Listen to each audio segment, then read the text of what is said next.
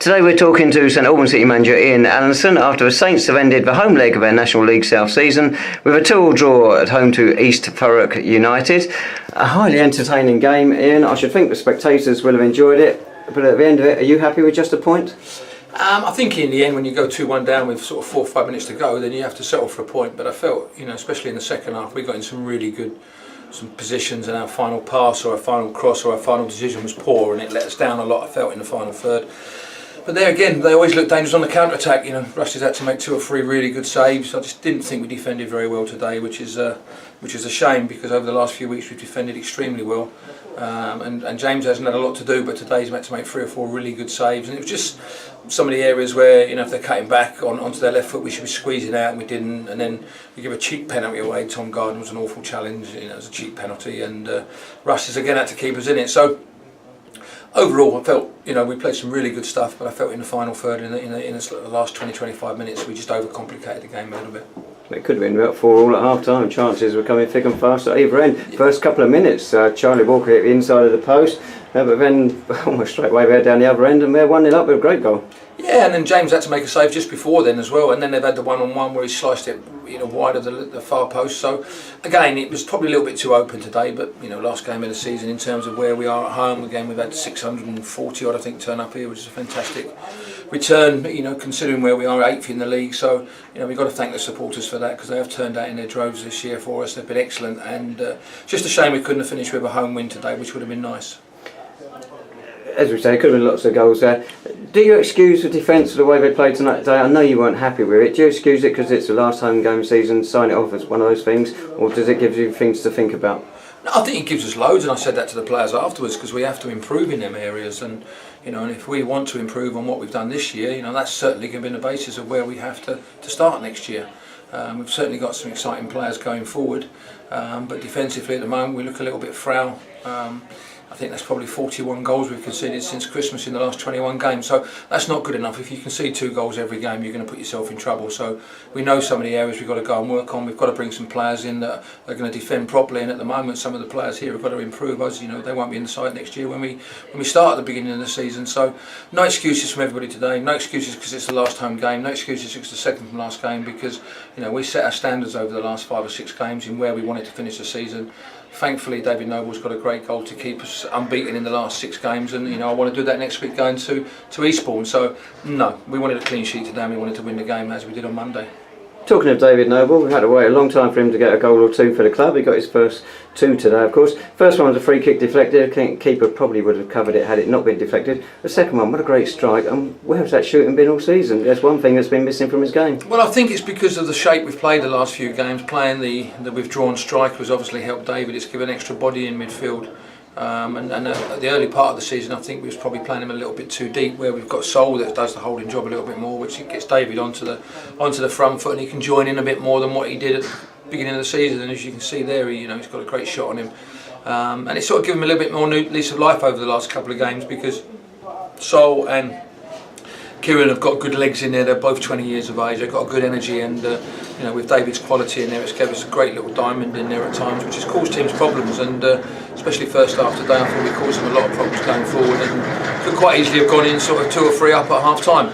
We haven't. We've had to again chase the game in the second half, and full credit to them. They've created 3 or 4 really good chances second half, and as I say, James Russell's kept us in the game. Late in the game, Charlie Walker was substituted again. I think it's 19 or 20 appearances and only 2 full 90-minute ones. Did we pay him by the minute or something?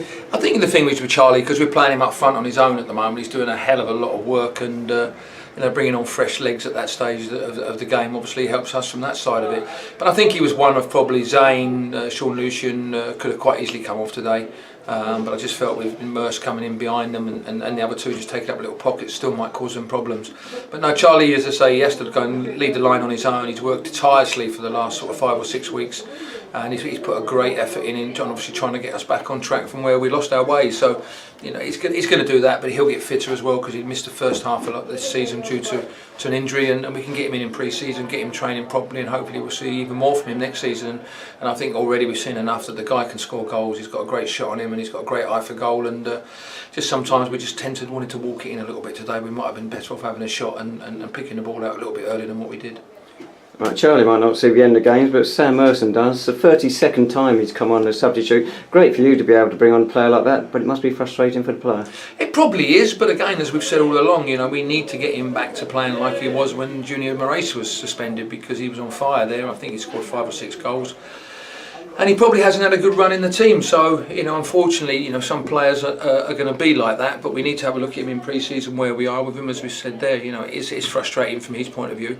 But I did bring him in this season as to be one of those players that will be coming off the bench and cause teams problems with his ability to go and jump, and obviously with the goals he's got, and he's got some really important late goals for us year, as we've seen against Gospel, Hemel and Maidenhead, because he is a threat when he comes on. I mean, we haven't had an opportunity to use his long throw today, but as I say, it's nice that we've had that sort of bench today. We've had Tom Bender come back after being out for the last 7 or 8 weeks with a dislocated shoulder.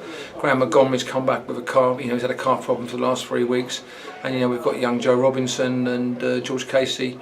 And Sam obviously on the bench, so the squad today was probably as strong as we've been for probably the last 5 or 6 weeks, so which is good options on the bench, and it's something that we need going forward into the summer months. Another player's gone off fairly regularly, Jack Saville, and he went off again today, of course.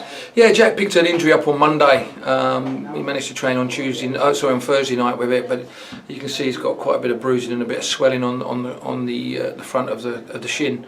And it was just really a precaution. We could have really just probably given him another 15-20 minutes, but I wanted to give Tom Bender half a game today, so it was only right to make the change. If we've got injuries there and we're covering people at this stage of the season, we don't need to take a chance with anybody, and it was good for Tom Bender to get 45 minutes under his belt. There is one game still to go, but obviously you're looking towards next season already, and on that you put Kieran Mundui on a contract for next season.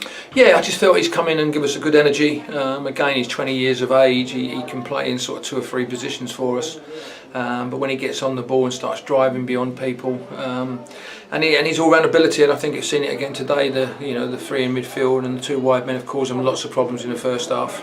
And the movement and the defensive side of his game as well is very, very good. So, but he started to feel his hamstrings a little bit. I think the pitch is a little bit hard at the moment. So again, we just rested him with sort of 25-30 minutes to go, because his hamstrings started to get a little bit tight. Down at Eastbourne next Saturday, you want to end the season on a 7-match unbeaten run and also get our first away win of 2017. But are there players there who are still playing for their places, or have you decided which ones are staying? I think we know mostly now which ones we're going to keep, which ones we're going to have a conversation with. I mean, as I said before, the squad isn't massive at the moment. We've got young Patrick is probably the 17th player, and we've got Oren Swells, which is the 18th player, so they're 2 young boys there. So the squad's only about 18 at the moment, but there's 1 or 2 we need to sit down with James Russell to see what his work commitments are going to be next year. And there's 2 or 3 whose contracts are coming to an end, and we need to talk to them to see what their really ideas are going to be going into next season. You've obviously got 4 or 5 that haven't been playing regularly, as you say, and they might want to play regular football, and it's what I'll do over the next sort of week to 2 weeks is sit down with them, see what they want to do, and then we'll see where we are from the club's point of view. But we're not far away. I think we only need sort of 3 or 4 in the summer, which will be good. I don't want to be sitting there trying to sign 8, 9 or 10 players, because we can't start the season trying to get a new squad bedded. We've got the nucleus of a decent squad here. We've got to go and add some players. We need to go and add some more goals to the team, and we obviously need to make sure defensively we're better. So there is players we need to speak to. There's players that we've actually got already lined up, hopefully to sit down and talk and see if we can get them signed, but that will only come once the season ends next week. With the way things were going up until mid-December, people thought we were going to make the playoffs, if not take the title. But looking at the season overall, the way it tailed off, had those points we got been shared more evenly across the season, would you have been happier, do you think? I think probably so. I mean, at the end of the day, we've said it all along that we felt a top 8 position this year was achievable. You have to respect clubs' budgets, you have to respect the owners' budgets, and I felt at the start of the season that we could finish in the top 8, and I said at the start of the season, if you have a little bit of luck, then you might end up just nicking into the playoffs. And we go back to the start of the season when we've played teams like Gosport here and got a win in the last minute when we could have quite easily been 2-1 down. We missed a penalty, and then Russ has had to make a good save, but we nicked the result there. And there's been games this year where you've looked at us and you think, we've not played particularly well, and we've managed to win games. I think Eastbourne here was another one. We picked up a 1-0 victory. Even Margate away, we won 2-0 on the 10th December, they hit the post at 1-0 and could have quite easily been a different game. So we have to take it overall is that consistently over the course of the year, I think you end up where you end up. If we can win next week and maybe leapfrog Bath or whatever and finish sort of 7th or 8th, it would be an achievement in terms of where we was last season.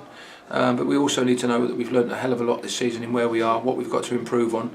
But as you said, it's frustrating from where we was at Christmas, because I really felt at Christmas we were going to be good enough to go into the playoffs. I didn't think we'd be good enough to win the league, because I didn't think we could match what Ebbsfleet was going to do, or even what Maidenhead or Chelmsford was going to do. But I really felt that we had enough there to get into the playoffs, whether it had been from 5th place, which we were looking to obviously try and get 75 points. We haven't been good enough, as I've said all along, and I'll say it again, and I'll say it again, and I'll say it again. I have to take responsibility from that, because we didn't produce the performances. But you've only got to look back, and it's not being disrespectful to teams like Margate and Bishop Stortford and Truro and Gosport. We've dropped points against a lot of those teams where, really looking at it on paper, other teams in that top 5 or 6 haven't dropped points to them teams.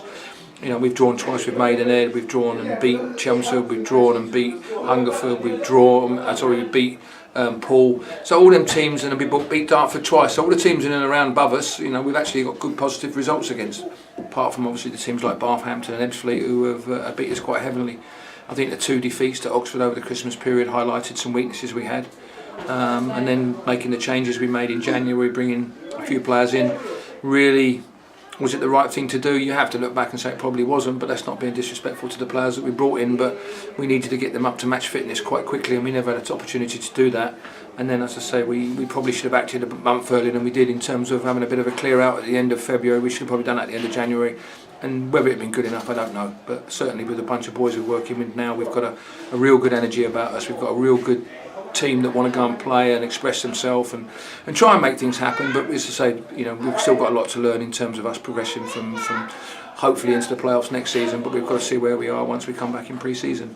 Finally, a word on Tom Bender. I think close of last season you were pondering whether to keep him or not.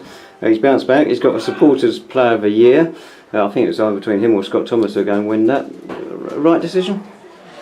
Yeah, obviously you look at Scott, he's played nearly every minute of every game, apart from the injury he picked up at Margate where we lost him for 4 weeks, and there's no coincidence that's where our season started to go wrong, where Scotty had obviously sat and protected us a lot. We lost him for them 4-week period, and that's where we started to pick up defeats, and then we lost the confidence. But Tom's had a great season, and as I say, it's one of them. I will pick you up and say whether I was going to keep him or not. I always thought I was going to keep Tom last year. It was whether the boy wants to stay, and again we're in the same situation now. He can be a free agent in the summer.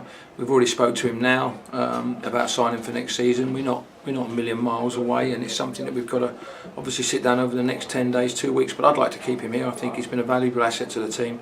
He can play again in 2 or 3 positions, and he's a good lad in the change room as well. And we've missed him for long periods this year. He's had 2 suspensions, which was 7 games, and I think he's just missed 8 games now with the injury. So he has missed a lot of the season. He's probably missed a third of the season, where Scotty probably was a bit more consistent in terms of the amount of games he played over that period. But I can understand why the supporters picked him, and I think either one of those 2 would have been a good choice at this stage of the season.